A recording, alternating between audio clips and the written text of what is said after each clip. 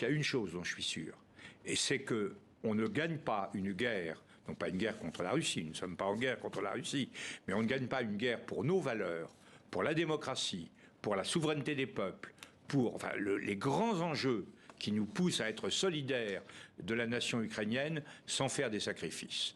On peut pas. Vous avez, je ne sais pas si vous avez écouté, revu les déclarations de M. Messmer en 1973, au moment du premier choc pétrolier.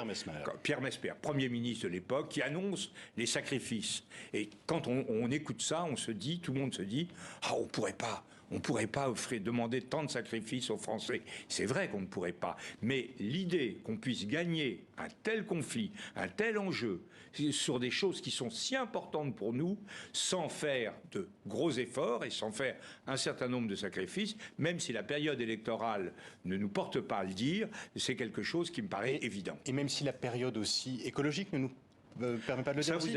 Vous avez les tout à fait raison. sacrifices qu'on pourrait faire ou qu'on fait déjà vont aussi avoir des conséquences sur la lutte contre le réchauffement climatique.